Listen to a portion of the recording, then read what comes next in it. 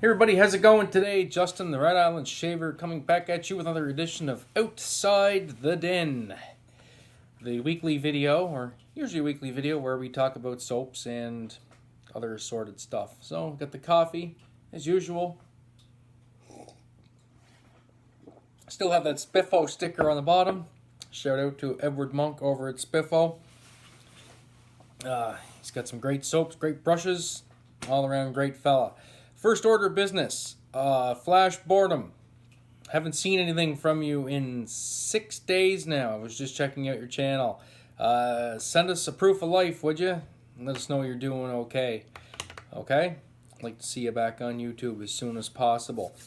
So for this week, I reached into the tickle trunk of samples.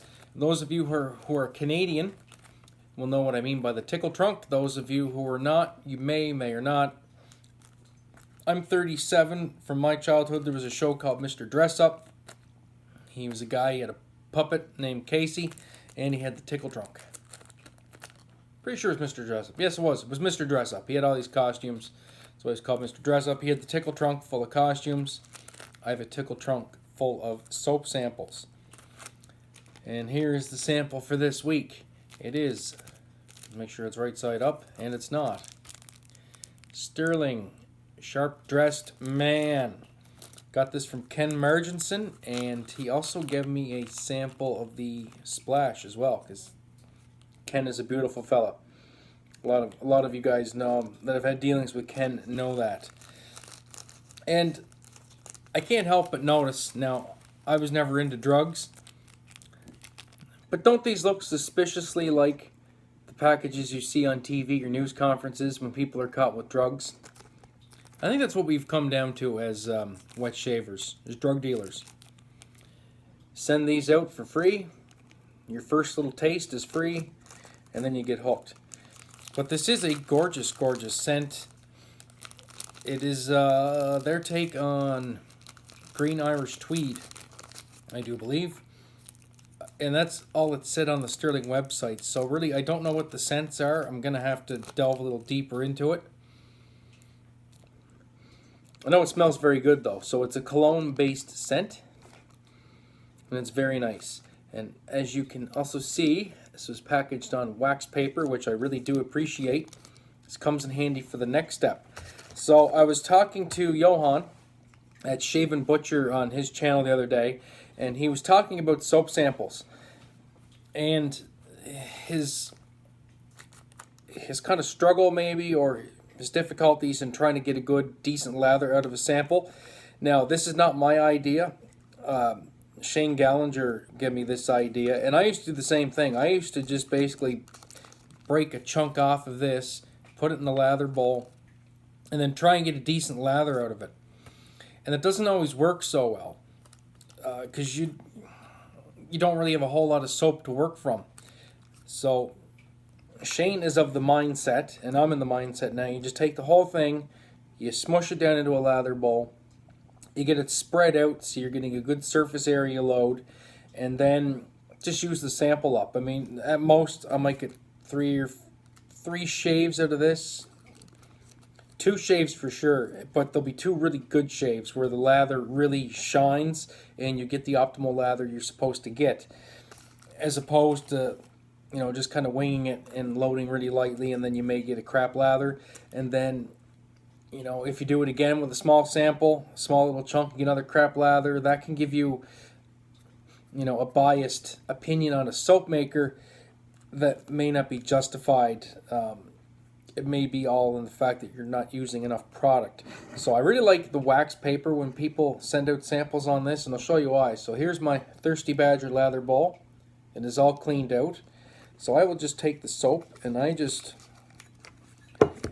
put it down in the bottom, and I will just stick it in like that, and then I will just use the wax paper. Actually, I'll just fold it back in half so it's easier to work with, and I'll just use this and use my thumb and just spread this all around, and that way I don't get my hands all covered in soap where they're all sticky, and I can really spread this out, and that way I know I'm going to get a good surface area to load when I go to use this on the weekend. Now, I'm not really concerned about this sample drying out. I'm sure it'll be fine for the next couple days. I don't foresee any problems with that. And the wax paper ripped, of course. As you can see, it's starting to spread out. I just find this the easiest way to do it. And then, like I said, if you get a couple, and we'll just go with the fingers.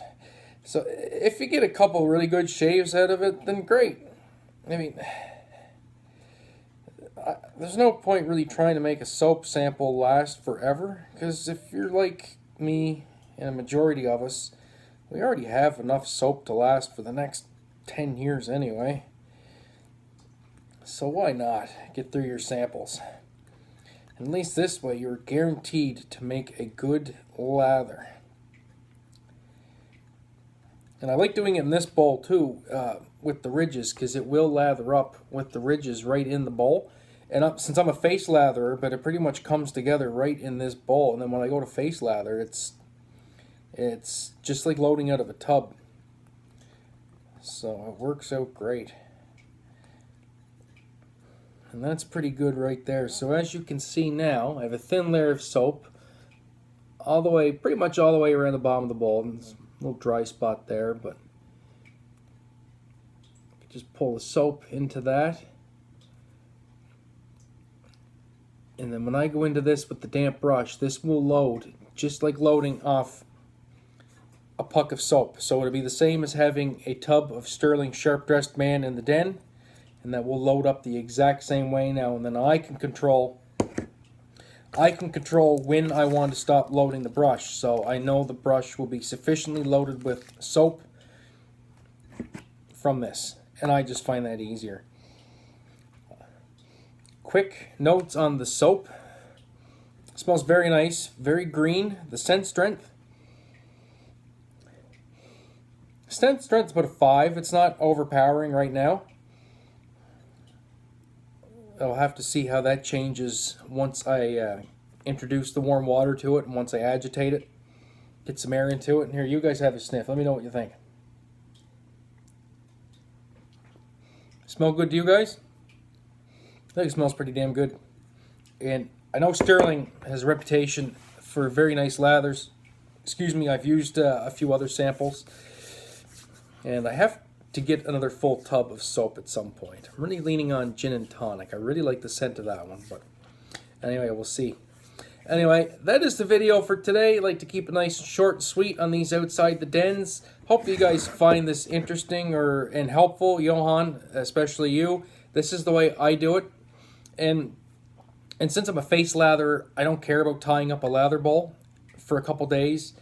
But once again, like all wet shavers, I have extra stuff. I have 3 lather bowls anyway.